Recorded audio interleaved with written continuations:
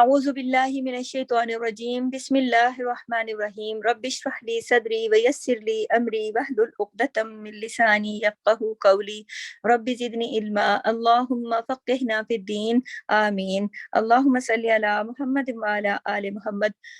हमने इब्राहीम अलैहिस्सलाम की इब्तिदाई ज़िंदगी के बारे में कल बात की थी, और इब्राहीम अलैहिस्सलाम की चूँकि इब्राहीम अलैहिस्सलाम अल्लाह ताला के 5 जो बड़े पैगंबर हैं, उलुल अज़म पैगंबर कहलाते हैं, उनमें से हैं। हमने उनके इब्तिदाई दौर के बारे में आपको थोड़ा सा खुलासा बताया था कि वो एक ऐसे बुत परस्त घराने में पैदा हुए कि जहाँ बुत बनाए जाते थे, और बुतों की सारी मतलब जो उनकी जिंदगी थी वो बुतों के साथ गुजर रही थी।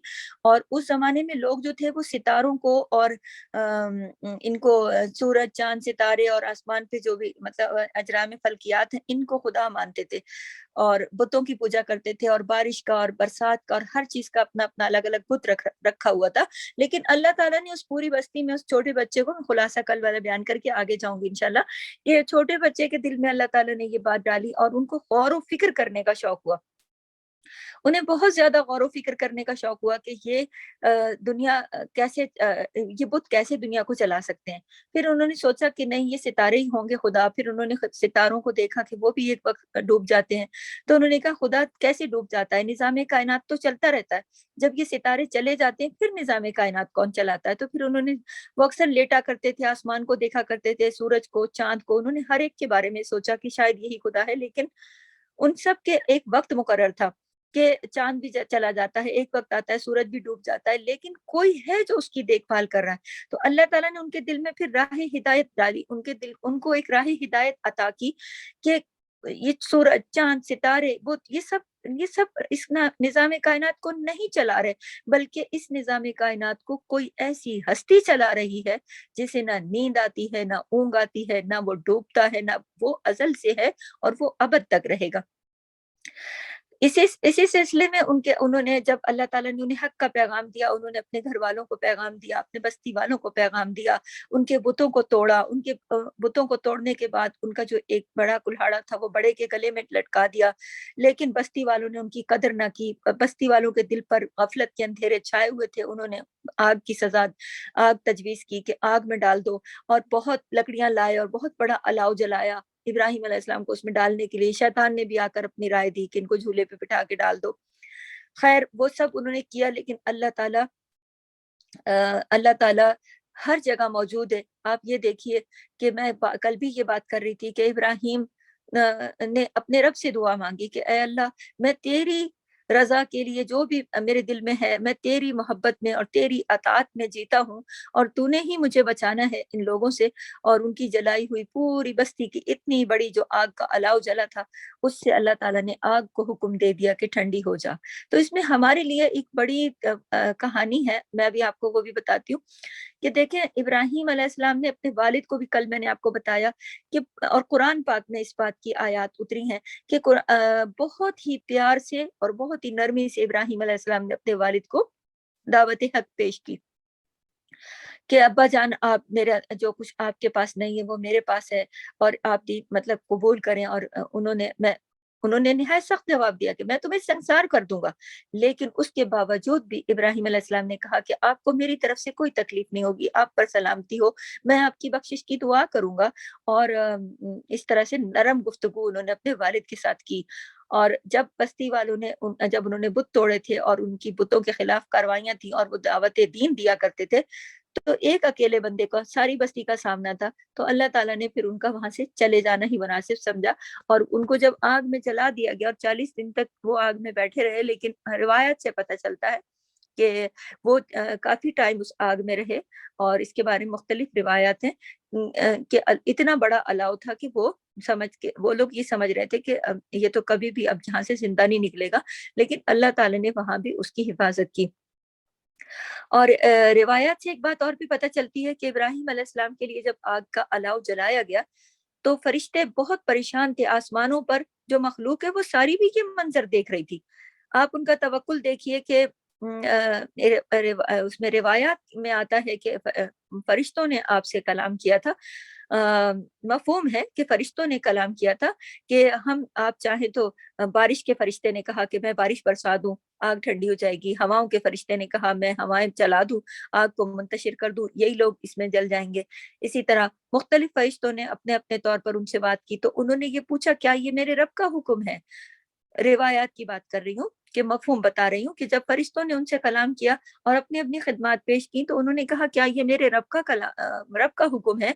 तो उन्होंने कहा नहीं, रब का हुक्म तो नहीं है, हमने अपनी मदद पेश की है। तो उन्होंने कहा कि नहीं, जो आपका रब है, जो मेरा रब है, वो जो सब देख रहा है, मैं तो उसकी दीन की अशात करता हूँ ना, मैं उसकी तबलीग करता हूँ और मैं उसकी वहदानियत की प्रचार करता हूँ, तो वो खुद मुझे बचा लेगा, वो खुद मुझे बचा लेगा। जब वो भी देख रहा है, वो हर जगह मौजूद है, तो वो खुद मुझे बचा लेगा। तो उन्होंने किसी की भी पेशकश को कबूल नहीं किया और अल्लाह पर भरोसा और अल्लाह पे तवक्कुल को मजबूती से रखा। और उसके बाद उन्होंने अल्लाह ताला से ही दुआ मांगी और अल्लाह ताला ने उनकी दुआ कबूल की और आग को ठंडा कर दिया। और बिल्कुल वो ऐसी हो गई कि इतनी ठंडी नहीं कि उनका जिस्म जले और इतनी गर्म नहीं कि उनका जिस्म जले और इतनी ठंडी नहीं कि उन्हें सर्दी लगे। तवील कहानी है, लेकिन उसका सिरा ये है कि बिल आखिर अल्लाह ताला के हुक्म से उन्होंने उस बस्ती को छोड़ दिया और वो वहां से चले गए।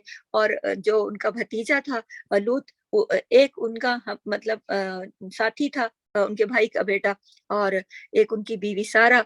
और फिर इसी तरह से उन्होंने बहुत, वो एक ऐसे पैगंबर हैं कि उन्होंने बड़ा करिया करिया सफर किया है।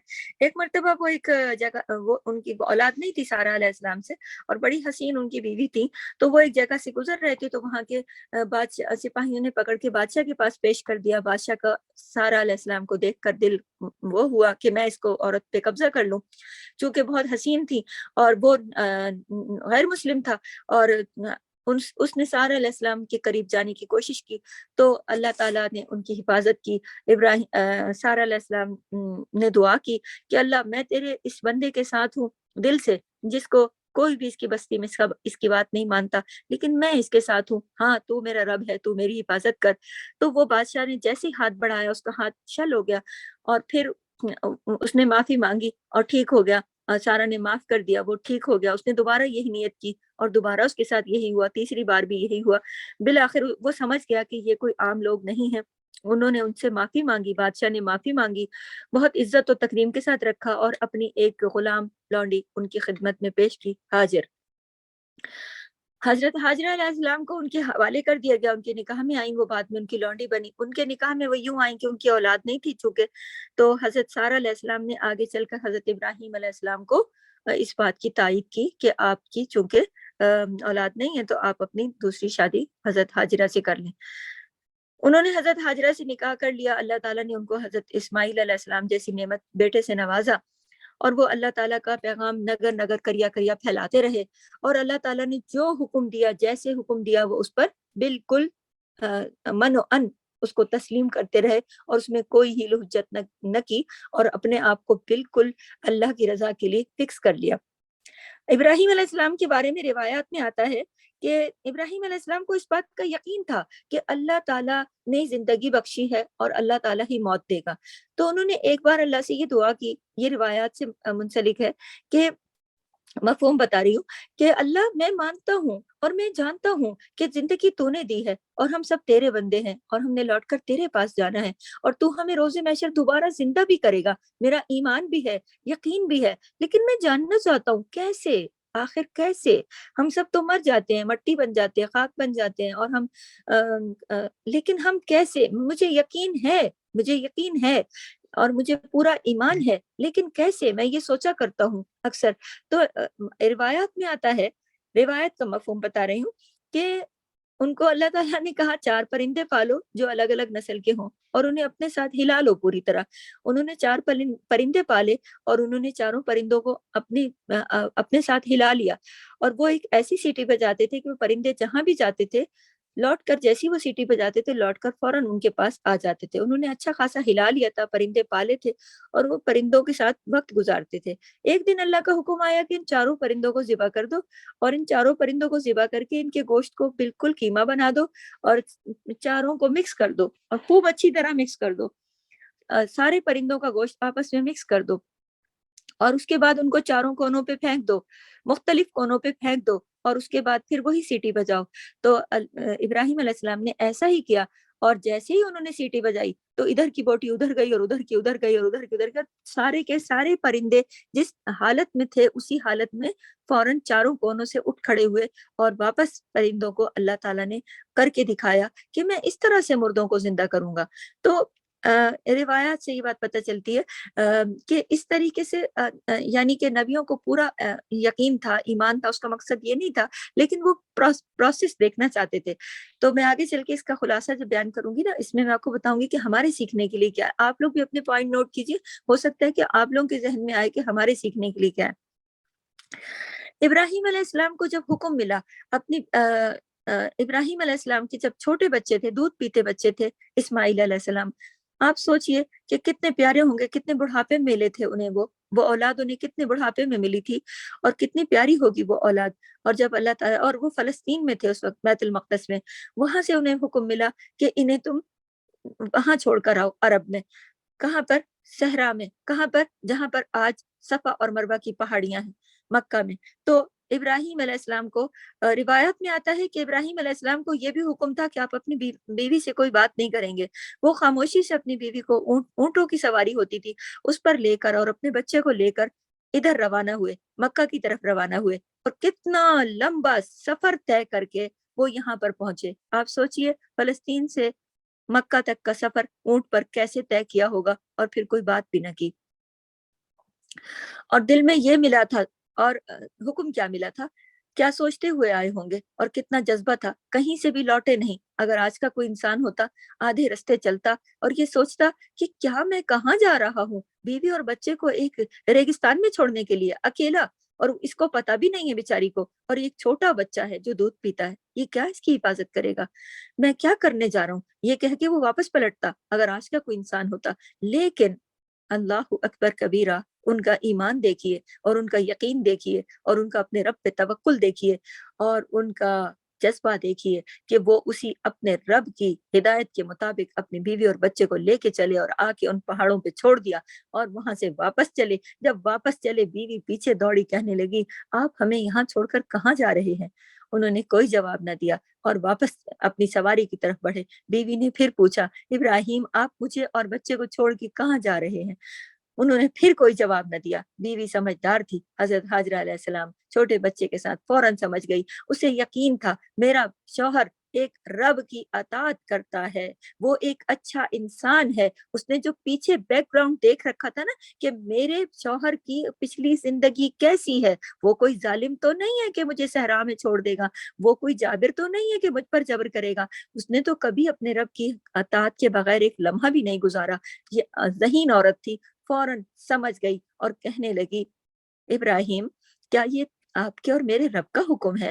ابراہیم نے اشارے سے، صرف اشارے سے یس کہا، ہاں کہا۔ تو وہ سمجھ گئی، اس نے کہا پھر بس پھر مجھے یقین ہے، ہاجرہ نے جواب دیا بس پھر مجھے یقین ہے کہ میرا رب مجھے، آپ کو اور میرے بچے کو ضائع نہیں کرے گا۔ توکل دیکھیے، بھروسہ دیکھیے۔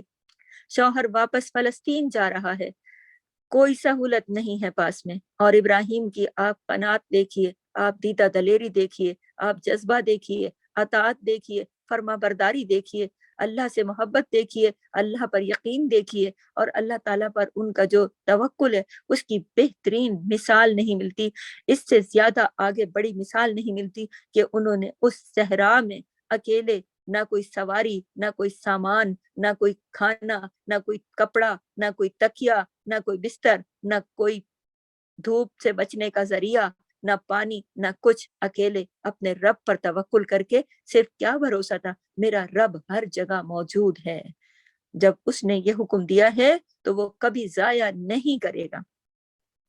اور وہ چھوڑ کر واپس فلسطین چلے گئے۔ فلسطین اور آج بھی دیکھ لیں کتنا ڈسٹینس ہے، بھلا دیکھیے ان کا دل اور جگرا کہ ایسے کوئی ایسے کر سکتا ہے بھلا، لیکن اللہ کی محبت میں اللہ کے بندے وہ سب کچھ کر سکتے ہیں، یہ سب کچھ کر سکتے ہیں۔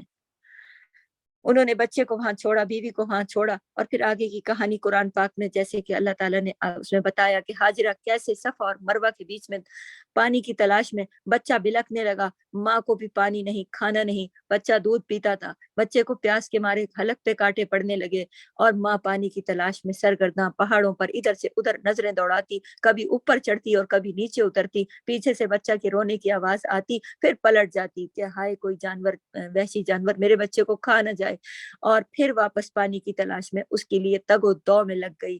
اور وہ رات جس دن وہ چھوڑ کر گئے، وہ سفر اینڈ جہاں ہوا، رات نے وہ منظر دیکھا، فرشتوں نے یہ منظر دیکھا، اور ساری کائنات نے یہ منظر دیکھا کہ ایک اکیلی عورت اس صحرا میں کھلے آسمان تلے اس کالے پہاڑ پہ اس بچے کو لیے بیٹھی ہے۔ کیوں لیے بیٹھی ہے؟ اپنے رب کی رضا کے لیے لیے بیٹھی ہے۔ اسے کوئی شکایت نہیں تھی ابراہیم سے، اسے کوئی ڈیمانڈ نہیں تھی ابراہیم سے۔ ابراہیم واپس کس دل کے ساتھ جا رہے ہوں گے؟ یہ بھی سوچئے، ابراہیم اپنے رب پر بھروسہ کر کے اپنا اتنا طویل سفر کر کے واپس جا رہے ہیں، اگر کوئی اور شخص ہوتا آدھے رستے سے پلٹ جاتا، یہ میں نے کیا کی، ظلم کر دیا، میں کس کے بھروسے چھوڑ آیا، لیکن وہ اپنے رب کے بھروسے چھوڑ کے جو نکلے تھے، انہوں نے ایک بار بھی پلٹ کے یہ نہیں سوچا، انہوں نے کہا مجھ سے زیادہ حفاظت کرنے والا موجود ہے۔ اس کہانی میں بہت کچھ سیکھنے کے لیے کہ مجھ سے زیادہ حفاظت کرنے والا موجود ہے۔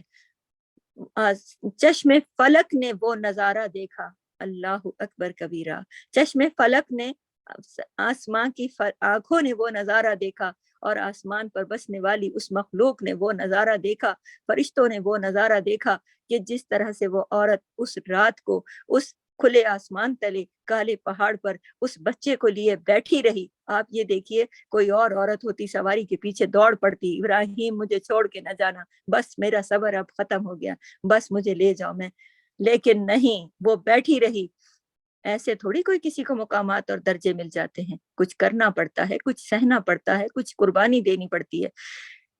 ابراہیم قربانی دے کر چلے گئے، بیوی اور بیٹے کی جو بڑھاپے میں ملا تھا، اور ہاجرہ قربانی دے رہی ہیں، بیٹھی ہیں اللہ کے انتظار میں، اللہ کے اوپر بھروسہ رکھ کے، توکل رکھ کے، اور دوسرے دن کے سورج نے جب ان کی، میں یہ سمجھتی ہوں کہ جو چشم فلک نے نظارے دیکھے ہوں گے، اور وہ کسی انسانی آنکھ نے تو نہ دیکھے، وہاں تو ہاجرہ اکیلی تھیں، لیکن اللہ کے بندوں نے، اللہ کے فرشتوں نے، اور اللہ نے وہ نظارے دیکھے اور اتنا اس قربانی کو پسند کیا کہ آج اس کا منظر میں آپ کے ساتھ بیان کر رہی ہوں، اور آپ اس منظر کو اپنے تصور کی آنکھ سے دیکھ رہے ہیں۔ ہم سب آج بھی وہ منظر زندہ ہے، اللہ نے اس منظر کو زندہ کر دیا۔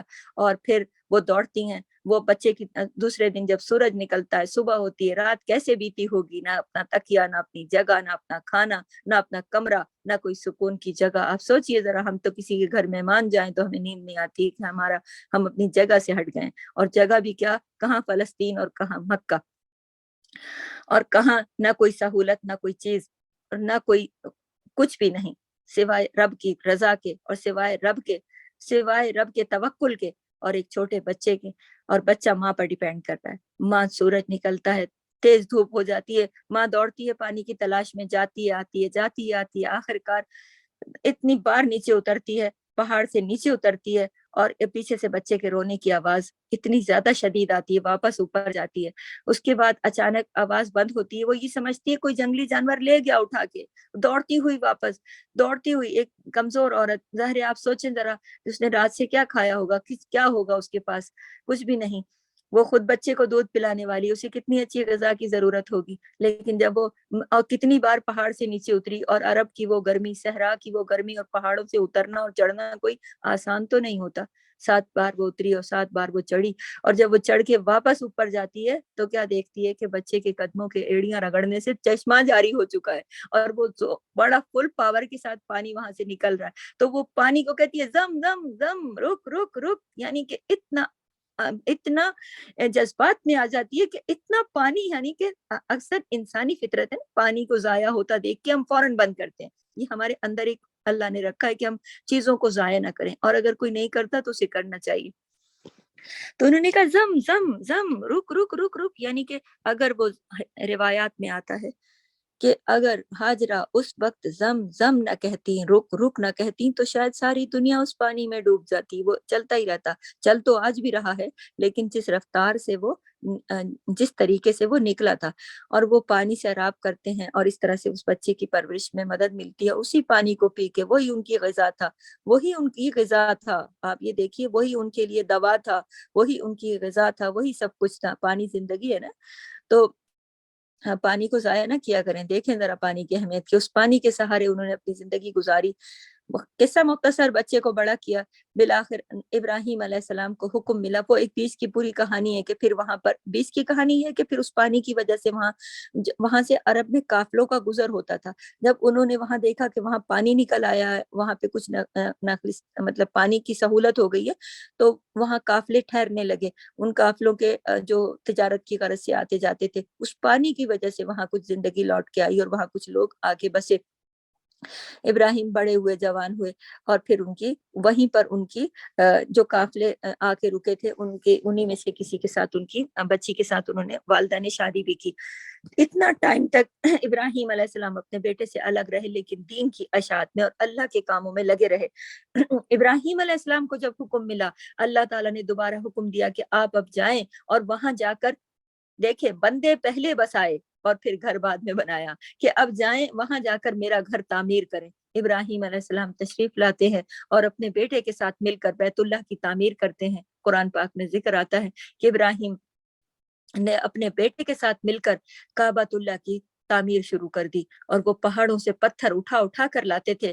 آپ یہ سوچئے کہ دو بندے کعبے کی تعمیر کر رہے ہیں، پہاڑوں کو توڑ رہے ہیں، پتھروں کو توڑ رہے ہیں، بنا رہے ہیں، شیپ دے رہے ہیں، پھر ان کو اٹھا اٹھا کے لا رہے ہیں۔ اور اللہ تعالیٰ نے ان کے لیے ان کو کیا ٹاسک دیا تھا، کیا کام دیا تھا، اور وہ کعبے کی تعمیر کرتے جا رہے ہیں اور دعائیں مانگتے جا رہے ہیں، اپنی ذریت کے لیے، اپنی اولادوں کے لیے، نسلوں کے لیے دعائیں مانگ رہے ہیں۔ ابراہیم علیہ السلام کی تمام دعائیں قرآن پاک میں اللہ تعالیٰ نے بتائی ہیں کہ کس طرح سے انہوں نے ہر جگہ پر انہوں نے دعا مانگی۔ اسی طرح جب وہ کعبے کی تعمیر کر چکتے ہیں اپنے بیٹے اسماعیل کے ساتھ، تو اللہ تعالیٰ کا حکم آتا ہے کہ اب آپ اس کعبے میں آنے کے لیے، یہاں پر یہاں پر آئیں گے لوگ حج کے لیے، اس کے لیے آپ، چونکہ کعبہ تو ہمیشہ سے تھا، پہلے فرشتوں نے تعمیر کیا تھا، پھر اسی طرح آدم علیہ السلام نے، لیکن نوح علیہ السلام کا جب طوفانی نوح آیا تھا، تو کعبے کو نقصان پہنچنے کا خطرہ تھا، تو اللہ تعالیٰ نے اس وقت وہاں سے اٹھا لیا تھا، کعبے کو آسمانوں پر اٹھا لیا تھا، اور لیکن اس کی جو بنیادیں تھیں وہ معلوم تھیں، وہ فرشتوں نے پہلے آ کے بنایا تھا نا، تو پھر اللہ تعالیٰ نے ابراہیم علیہ السلام کو نشاندہی کی کہ اس جگہ پر آپ نے کعبے کی تعمیر کرنی ہے۔ جگہ فرشتے نے آ کے بتائی کہ اس جگہ پر۔ تعمیر مکمل ہونے کے بعد حکم ملا کہ آپ سب کو بلائیے، تو ابراہیم علیہ السلام کہنے لگے یہاں تو کوئی ہے ہی نہیں میں کس کو بلاؤں، تو اور میری آواز کیسے پہنچے گی لوگوں تک؟ تو اللہ تعالیٰ نے فرمایا، ابراہیم آپ کا کام آواز دینا ہے، آواز کو پہنچانا میرا کام ہے۔ اللہ اکبر۔ آپ ابراہیم علیہ السلام نے ایک اونچے پہاڑ پہ چڑھ کے آواز دی کہ اے لوگو، کعبہ تعمیر ہو چکا ہے، اب تم لوگ تا قیامت یہاں پر حج کرنے کے لیے آؤ گے۔ اور یہ آواز روحوں نے سنی، ان روحوں نے بھی سنی، ساری کائنات کے لوگوں نے سنی، اللہ نے پہنچائی یہ آواز ان لوگوں تک بھی، کن لوگوں تک بھی؟ جو بعد میں پیدا ہوں گے، سب روحوں تک بھی آواز پہنچی، کیونکہ پہنچانے کا ذریعہ اللہ نے اپنے طور پر لیا تھا۔ ابراہیم کے ذمہ نہیں تھی کہ ابراہیم آواز پہنچاتے، ابراہیم کا کام آواز دینا تھا۔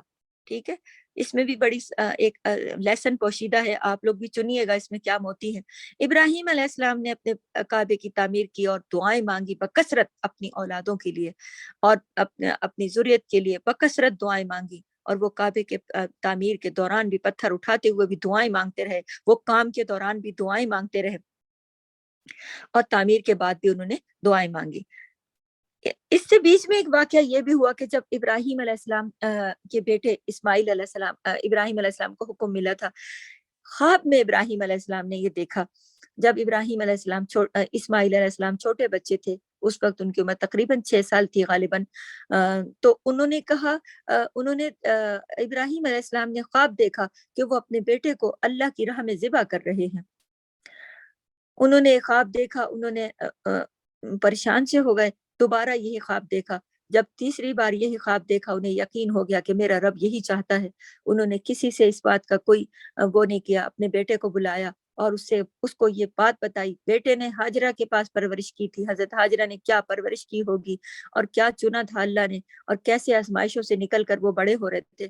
تو بچے سے ذکر کیا کہ اے بیٹا، میں تیرا والد ہوں، میں نے اللہ کی رضا کے لیے اپنی زندگی کو وقف کیا ہے، اور میں اللہ کی رضا کے لیے تجھے ایک بات بتانا چاہتا ہوں کہ مجھے اس طرح خواب آیا ہے اور مجھے لگتا ہے کہ میرا رب یہ چاہتا ہے کہ میں تجھے اللہ کی راہ میں قربان کر دوں۔ بیٹے نے کہا بالکل، میں آپ کی رضا میں راضی ہوں اے میرے ابا جان۔ اللہ اکبر، دیکھیں نیکی پلٹ کے کہاں سے واپس آئی۔ ابراہیم کو والد نے کہا تھا سنسار کر دوں گا تجھے، ابراہیم نے جواب دیا تھا میری طرف سے آپ کو پھر بھی کوئی تکلیف نہ ہوگی۔ قرآن پاک اس بات کا گواہ ہے کہ میں آپ کے لیے بخشش کی دعا کروں گا۔ بیٹے نے جب ابراہیم اتنے اچھے بیٹے تھے تو اللہ تعالیٰ نے اسماعیل کی شکل میں کتنا خوبصورت اور کتنا پیارا اور کتنا فرما بردار بیٹا دیا کہ انہوں نے کہا کہ ابا جان، میں آپ کے ساتھ جانے کے لیے تیار ہوں، جس وقت آپ کہیں گے اللہ کی راہ میں قربان ہونے کے لیے تیار ہوں۔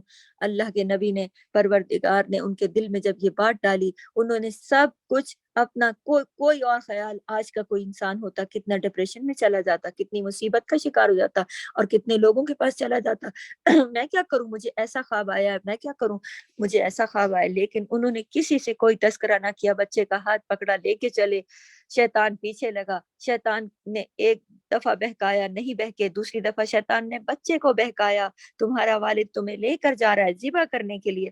بچے نے، ابراہیم علیہ السلام اور ان کا بیٹا جب پہاڑوں پہ چڑھ رہے تھے اس جگہ پہ کہ جہاں مقررہ مقام پہ جہاں جا کے ذبح کرنا تھا، تو انہوں نے اپنے ہاتھ میں مٹھی، نیچے سے پتھروں کی مٹھی اٹھائی اور پیچھے شیطان کی طرف پھینکی، مٹھی میں جتنے پتھر آئے پھینکے، اس کو مارے، اور پھر دوسری دفعہ پھر اس کو مارے، اور وہ شیطان پیچھے لگا ہوا تھا کہ میں بیٹے کو بہکا دوں، لیکن بیٹا تو بہکنے کے لیے تیار ہی نہیں تھا نا، تو پتھر مار رہے تھے۔ آخر کار وہ وقت آن پہنچا جب باپ نے چھری نکالی، بیٹے نے کہا ابا جان میری آنکھوں پہ پٹی باندھ دو، میری آنکھوں پہ پٹی باندھ دو، ایسا نہ ہو کہ آپ میری آنکھوں میں تکلیف سے کوئی آنسو آ جائے اور میں آپ کی طرف دیکھوں اور آپ کو میری محبت کی کوئی نظر آپ کے دل کو پسیج نہ دے، میرے دل، آپ کے دل کو نرم نہ کر دے، کہیں ایسا نہ ہو کہ میری آنکھیں آپ کے ساتھ جب ٹکرائے تو آپ کا ہاتھ چلتے چلتے رک نہ جائے کہیں۔ اللہ اکبر کبیرہ۔ ابراہیم علیہ السلام نے بیٹے کی آنکھوں پہ پٹی باندھی، اسے لٹایا، اور چشم فلک نے پھر جو نظارہ دیکھا، ایک نظارہ آسمان کی فرشتوں نے وہ بھی دیکھا تھا جو میں آپ کو بتا چکی ہوں، اور پھر ایک نظارہ دیکھا، اور یہ سارے نظارے دیکھیں کہ ابراہیم علیہ السلام کی کہانی میں ہے۔ ابراہیم علیہ السلام نے چھری کو تیز کر کے لایا تھا، بیٹے نے کہا تھا ابا جان چھری کو تیز کر کے لانا، بیٹے نے، ابراہیم علیہ السلام نے چھری کو تیز کر کے لایا تھا، اور اللہ کے فرشتے یہ سارا منظر دیکھ رہے تھے۔ ابراہیم علیہ السلام اپنی آزمائش میں پورے اترے اور اپنی قربانی پیش کی، اور بیٹے کو لٹا کے چھری ان کی گردن پر پھیرنے کے لیے جیسی کوشش کی، جیسے انہوں نے چھری گردن پہ رکھ دی، اللہ تعالیٰ نے فرشتوں کو حکم دیا جاؤ فوراً ایک مینڈا لے کر، مطلب مینڈے کو پیش کر دیا، ایک مینڈے کو پیش کر دیا، اور وہ چھری پھر اس پر چلی، اور وہ چھری فرشتوں نے ابراہیم اسماعیل علیہ السلام کی گردن پر چلنے نہ دی۔ تو یہ انہوں نے تو چلا دی تھی، لیکن اللہ تعالیٰ نے چھری کو روک دیا کہ اب اسماعیل کی گردن نہیں کاٹنی تو نہیں کاٹنی۔ تو آپ یہاں پر یہ بھی دیکھیے کہ کائنات کی ہر چیز اللہ کے حکم کے تابع ہے۔ ہماری آگے جو ہمارے گھروں میں جلتی ہے نا اور ہم کھانے پکاتے ہیں، اگر اللہ حکم دے دے تو ٹھنڈی ہو جائے، یہ بھی نعمت ہے۔ آپ نے دیکھا ابراہیم کی اتنی بڑی آگ کی الاؤ کو اللہ نے ٹھنڈا کروا دیا تھا۔ اس جنگل میں جہاں کوئی نہ تھا وہاں پرسان حال میرا رب تھا، اور جہاں چھری کاٹتی تھی بڑی تیزی سے، وہاں میرے رب نے جب روک دیا اس چھری کو تو اس چھری نہیں چلی اسماعیل کی گردن پر، جبکہ کتنا تیز کر کے لائے تھے۔ تو یہ جو آج ہمارے گھروں کی چھریاں ہماری سبزیاں اور پھل اور سب چیزوں کو کاٹنے مددگار ہیں، تو یہ بھی ہمارے رب کی نعمت ہے۔ اگر ہم ان ساری نعمتوں کو نظر انداز کریں گے تو ہم جب یہ ساری کہانی دہرائیں گے تو ہمیں اپنی ساری نعمتیں نظر آئیں گی۔ اسماعیل علیہ السلام کی قربانی ہوتے ہوتے رہ گئی، اور اللہ تعالیٰ نے اس قربانی کو اتنا پسند کیا، ان کی نیت کو اتنا پسند کیا، اتنی ان کی نیت خالص تھی اتنی ان کی نیت خالص تھی کہ میں اپنے اس بیٹے کو قربان کر ہی دوں گا اللہ کی راہ میں، تو اللہ تعالیٰ نے ان کی نیت کے مطابق ان کو اجر دیا کہ ان کی قربانی قبول کی اور رہتی دنیا تک اس یاد کو قائم رکھا۔ اور جو اپنی بیوی کو وہ صفا اور مروہ پہ چھوڑ آئے تھے، اس کے بیوی جب پانی کی تلاش میں آتی اور جاتی تھی بچے کے پاس، اس یاد کو اللہ نے زندہ رکھا، اور جو انہوں نے شیطان کو اٹھا کے پیچھے کنکریاں ماری، اللہ نے اس یاد کو باقی رکھا اس جگہ پہ جہاں شیطان انہیں ٹکرایا تھا۔ آج بھی حاجی جب وہاں جاتے ہیں تو اللہ کو یہ عمل اتنا پسند آیا کہ آج بھی حاجی اس عشرہ ذی الحج میں اللہ تعالیٰ نے حج کی عبادت رکھی ہے۔ یہ وہ امپورٹنٹ عشرہ چل رہا ہے، یہ وہ اہمیت والے دن چل رہے ہیں کہ اس میں اللہ کا وہ اول العزم پیغمبر اپنے بیٹے کو قربان کرنے کے لیے ان پہاڑوں پہ لے گیا تھا۔ اور کتنی بڑی یہ کتنی بڑی قربانی تھی جو کوئی انسان دے نہیں سکتا، دینے سے قاصر ہے۔ تو اللہ کو یہ قربانی اتنی پسند آئی کہ اللہ نے وہ قربانی ان خاص دنوں میں رکھ دی۔ ان خاص دنوں کی اہمیت کے ساتھ یہ واقعہ لگا ہوا ہے کہ اللہ تعالیٰ نے ان کے ایک ایک عمل کو محفوظ کیا، نہ صرف محفوظ کیا بلکہ یاد بنایا، اور رہتی دنیا تک اس کو بہت بڑی عبادت کا حصہ بنایا۔ اور بہت بڑی عبادات کب ہوتی ہیں؟ اسی عشرہ ذی الحج میں ہوتی ہیں۔ جب ابراہیم علیہ السلام اونٹوں پر سفر کر کے فلسطین سے اتنے دور سے وہاں پہنچے، اللہ اکبر، آج اللہ نے ان کا آنا کتنا پسند کیا کہ آج حاجی پوری دنیا سے چل کر وہاں پہنچتے ہیں۔ جب ابراہیم اپنی بیوی اور بچے کو وہاں اکیلا چھوڑ آئے اپنے رب پر توکل کر کے، اور وہ اترتی چڑھتی رہی، صفا اور مروہ پہ دوڑتی رہی، ان کی وہ تنہائی اور ان کا وہ دوڑنا اللہ کو کتنا پسند آیا کہ اللہ تعالیٰ نے وہاں چشمہ زمزم جاری کیا۔ اور آج جو حاجی وہاں حج کے لیے اتنی بڑی عبادت کے لیے جاتے ہیں، ان کے لیے سعی کرنا، سعی کہتے ہیں دوڑ دھوپ کرنا، سعی اردو کہتے ہیں نا، سعی سین عین یا سعی اس کا مطلب ہوتا ہے دوڑ دھوپ کرنا۔ تو جو حاجرہ نے دوڑ دھوپ کی تھی اسے اتنا پسند کیا کہ آج حاجیوں کو کرنا پڑتا ہے اور رہتی دنیا تک کرنا پڑے گا۔ اور زمزم شفا بھی ہے، دوا بھی ہے، غذا بھی ہے، سب کچھ ہے۔ آپ بیمار کو پلائیں، آپ کو کھانے کی بھوک ہو، کچھ بھی ہو، ہر طرح کے مرض کا علاج بھی ہے جو اللہ تعالیٰ نے اسے رہتی دنیا تک جاری کیا۔ اور جو قربانی تھی، جو قربانی ابراہیم علیہ السلام نے اپنے بیٹے کی دینا چاہی، اللہ تعالیٰ نے اس قربانی کو اتنا پسند کیا کہ یہ اتنی بڑی عبادت رکھ دی کہ مسلمان جب قربانی کرے گا تو اللہ تعالیٰ اس قربانی کے بدلے اس کے سارے گناہ معاف کر دے گا۔ اس جانور کے جسم پہ جتنے بال ہوتے ہیں، حدیثوں کے مفہوم سے پتہ چلتا ہے کہ اللہ کمی بیشی معاف کرے، کہ جتنے بھی اس کے بال ہوتے ہیں اس کے مطابق اس کے گناہ دھل جاتے ہیں، اور اتنے اس کی نیکیاں اس کے حصے میں لکھی جاتی ہیں۔ جب انسان قربانی کرتا ہے اللہ کی راہ میں تو اللہ نے ان کی یاد کو تازہ رکھا۔ رمی کرنے جاتے ہیں، جس طرح انہوں نے شیطان کو کنکریاں ماری تھی، حاجی آج جا کے کنکریاں مارتے ہیں، ہر ایک کنکری کے بدلے مومن کا ایک کبیرہ گناہ معاف ہوتا ہے۔ کبیرہ گناہ سمجھتی ہیں؟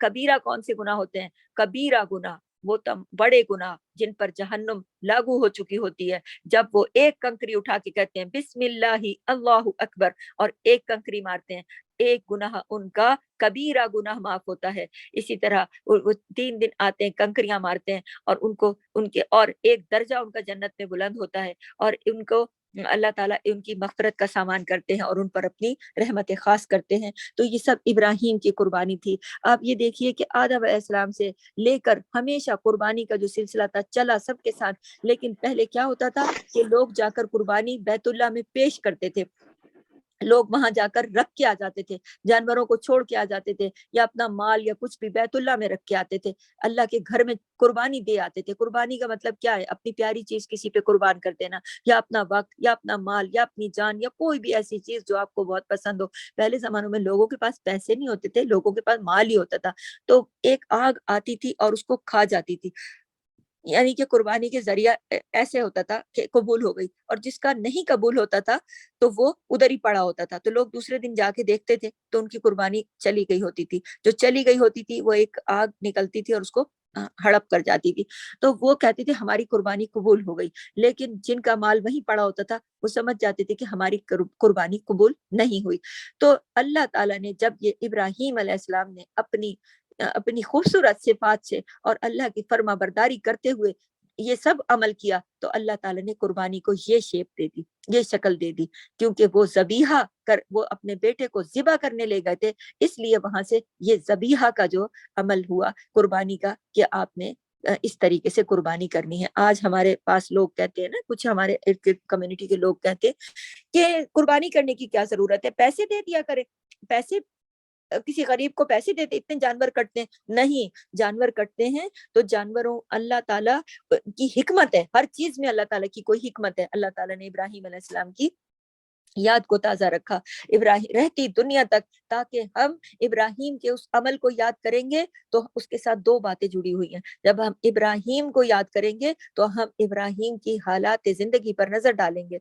जब हम इब्राहिम की इस कुर्बानी को करेंगे तो हम कुर्बानी क्यों की गई, कैसे की गई, किसकी मोहब्बत में की गई, उस अपने रब की मोहब्बत को सोचेंगे और अपने दिल पर तारी करेंगे, और इब्राहिम की उन कुर्बानियों को देखेंगे जो उन्होंने हमेशा बचपन से वो करते चले आए थे और अल्लाह की रजा के लिए उन्होंने किया था।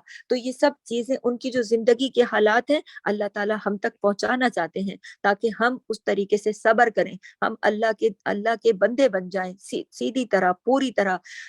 इस कहानी में आप ये देखिए कि इब्राहिम अलैहिस्सलाम को बचपन से मुखालफतों का सामना हुआ, लेकिन उन्होंने हक की तलाश में कोशिश जारी रखी, उन्होंने कोशिश नहीं छोड़ी, हत्ता कि उनके घर वाले भी उनके दुश्मन बने तो उन्होंने तब भी पीछे नहीं हटे। उन्होंने बुतों को कभी भी उनके अपने घर में बुत बनते थे और बुत बिकते थे, लेकिन उन्होंने उसको नहीं माना। वो अल्लाह ताला की तलाश में रहे और अल्लाह ताला ने बिल आखिर उन्हें हिदायत की रोशनी अता की। और अल्लाह ताला ने अल्लाह की रजा की खातिर वो अल्लाह पर तवक्कुल करते रहे और अपने दीन पर जमे रहे, और हक की खातिर वो अपने रब पर तवक्कुल करके आगे बढ़ते रहे। तो अल्लाह ताला ने आग के इतने बड़े अलाव को भी उनके लिए ठंडा कर दिया, जो एक आम आग से देखा जाए तो कितना, एक आज के बंदे से ये पूछा जाए कि आपको आग में फेंक रहे हैं तो वो तो डर के भाग जाएगा। तो हमारे लिए इसमें बहुत सीखने की चीजें हैं। और वालिद जो कि उन्हें कह रहा है मैं संसार कर दूंगा, उस पर भी वो बदतमीजी नहीं कर रहे कि आप कौन होते हो, आप तो खुद बुत परस्त हो, ये हो, वो कह सकते थे ना, लेकिन उन्होंने नहीं कहा। उन्होंने कहा मैं अल्लाह से आपकी मग़फ़िरत की दुआ करूंगा। अच्छा, देखिए कि उन्होंने घर छोड़ा, कितनी तकलीफें उठाई, लेकिन रब को नहीं छोड़ा। अपने रब की रज़ा के लिए वो चलते रहे और अपने रब को पुकारते रहे, और रब देखें कि अल्लाह ताला ने भी उन्हें, जब उन्होंने अपने रब पर तवक्कुल किया, भरोसा किया, तो अल्लाह ताला ने भी कहीं पर भी, कहीं कभी भी उन्हें अकेला नहीं छोड़ा। जब बादशाह ने उनकी बीवी पर नज़र डाली और बीवी ने दुआ मांगी, इब्राहिम अकेले थे और एक तरफ पूरा बादशाह पूरी सल्तनत के साथ था, तो अल्लाह ने उनकी इज़्ज़त रखी, उनकी बीवी की इज़्ज़त रखी, और वहां से इज्जत और इनाम और इकराम के साथ, और एक लौंडी उनको वहां से मिली जो आगे चलकर हजरत हाजिर, जो हजरत हाजरा अलैहिस्सलाम थी, और उससे फिर अल्लाह ताला ने उन्हें बुढ़ापे में औलाद से नवाजा, और उस औलाद को उन्होंने सब्र किया, अल्लाह पे भरोसा किया, तवक्कुल किया, और फिर जब वो वहां से जाते हैं और अल्लाह ताला ने उन्हें कहा कि इसे जंगल में अकेला छोड़ाओ, पहाड़ों पर छोड़ाओ, तो इतना सफर तय करते हैं और अल्लाह का हुक्म मानते हैं। वरना कोई और मियाँ बीवी होते, सारे रास्ते लड़ते हुए जाते, तुम मुझे कहाँ लेके जा रहे हो, मुझे बताओ। बीवी ने भी नहीं पूछा, उन दोनों ने सब्र किया, अल्लाह पर कितना भरोसा किया, कितना तवक्कुल किया, और मियाँ बीवी आपस में कितना प्यार और कितना ईमान एक दूसरे पर उन्हें यकीन था कि ये मेरे साथ गलत नहीं करेंगे मुझे। तो और फिर अल्लाह ताला ने उनकी मेहनत का कितना बेहतरीन समर दिया। फिर अल्लाह ताला ने उन्हें जो औलाद बख्शी, उसी की नस्ल से, इस्माइल अलैहिस्सलाम की नस्ल से आगे चली, और हमारे प्यारे नबी हजरत मोहम्मद मुस्तफ़ा सल्लल्लाहु अलैहि वसल्लम उनकी आल से हैं। आज भी कोई इबादत, हमारी जो सबसे बड़ी इबादत है, नमाज है। और नमाज में जब हम पढ़ते हैं ना, अल्लाहुम्मा सल्ली अला मुहम्मद व अला आलि मुहम्मद कमा सल्लैत अला इब्राहीम व अला आलि इब्राहीम इन्नका हमीदुम मजीद, तो आप देखिए कि हम अपने नबी पर दुरूद भेजते हैं तो इब्राहिम अलैहिस्सलाम और उनकी आल का नाम आता है। रहती दुनिया तक अल्लाह ताला ने उनकी इन कुर्बानियों को और उनकी अजमतों को इस तरह से हमारे हमारे सामने मौजूद है, अल्लाह ताला ने हमें दिखाया है।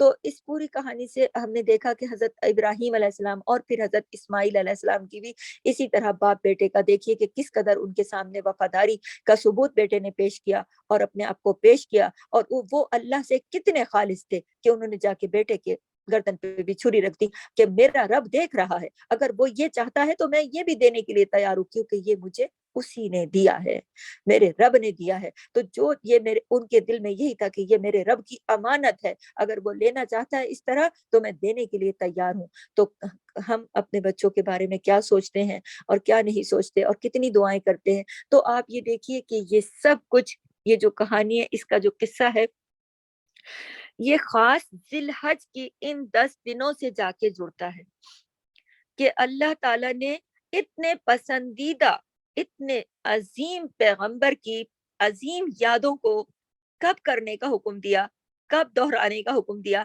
इस अशरे में। इस अशरे की अहमियत की वजह से हम बात ये कर रहे हैं कि और भी लाखों हजारों नबी आए, बहुत सारी इम्तहानों से गुजरे, आजमाइशों से गुजरे, बहुत कुछ हुआ जिंदगी में, लेकिन इसी अशरे में अल्लाह ने जो चुना है, इस अशरे को चुना है, और उधर से इब्राहिम अलैहिस्सलाम के इन इन तमाम आमाल को चुना है। और उसके बगैर हज मुकम्मल नहीं, सही होगी, रमी होगी, वहां जाएंगे हाजी, वहां रुकेंगे हाजी।